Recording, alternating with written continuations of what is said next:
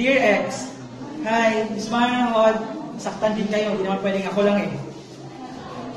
Dear X, hi, hi, hindi ko alam kung paano ko ito sisimulan, kung kailangan ko bang simulan, kung paano tayong dalawa ay nagkakilala nung pareho tayong nasa ika-6 na baitang pa lang, kailangan ko bang simulan, kung paano mo tinapos ang pagkakagapos ko sa iyo, kung paano mo tinapos ang relasyong tayong dalawa, kung paano mo tinapos ang puso ko, Sinta. Di ko alam, pero bago ko to simulan, may isang bagay akong nais ipangako sa iyo. Huling pangako ko para sa iyo. Pangako ko, hindi ako bitter. Hindi talaga ako bitter, pangako yan. Na sa bawat luhang pumapatak sa mga mata ko tuwing mag-isa ako, at tinatanong ako ng mga kaibigan ko kung para pa rin ba ito sa'yo, ay sinasabi kong hindi. Dahil tears of joy to.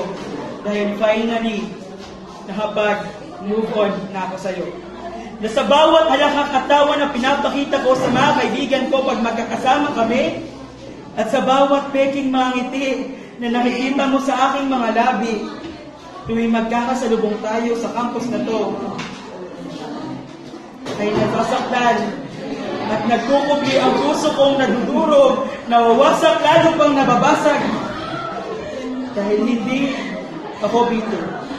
Paano nga ba ako makakapag-move on kung sa araw-araw na nakikita kita ay mas mahal kita, namimiss kita, namimiss ko ang pag-aalaga mo sa akin, Sinta, namimiss ko ang salita tayong dalawa.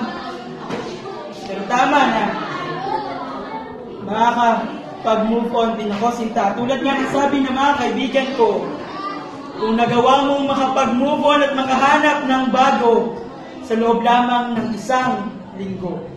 Oo, 1 linggo, di ba? Ay magagawa ko rin ito. Magagawa ko rin makapag-move on.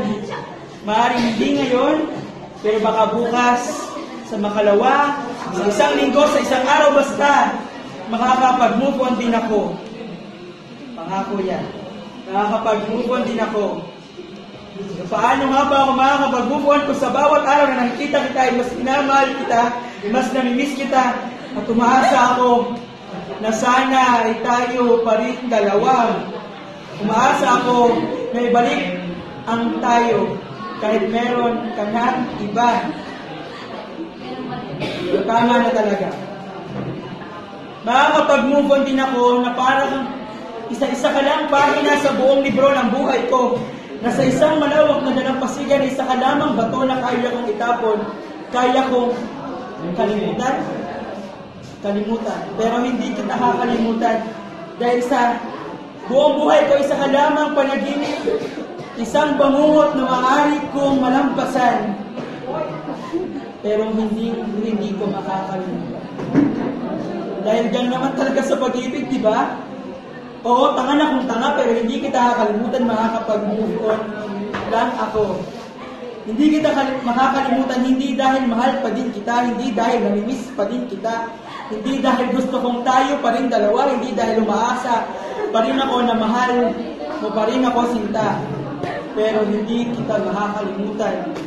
Dahil bago mo tinapos ang salitang tayong dalawa, ay kaibigan kita. Kaibigan kita, kaya may lugar ka sa puso ko, Sinta, mag-special ka na lugar dito. Dahil kaibigan kita, at isa lang naman talaga yung kailangan kong gawin, Sinta, ang tanggapin na ang tayong dalawa ay hindi na, may babalik pa. Na kahit umasa ako at umiyak ako ng ilang balde ng tayong dalawa, isa lamang ahako na kailangan kong tanggapin na wala na. Wala na yung tayong dalawa. Pero sana hindi mo ako makalimutan tulad ng hindi ko paglimot sa iyo kahit may mahal ka ng iba. Dear X, hi.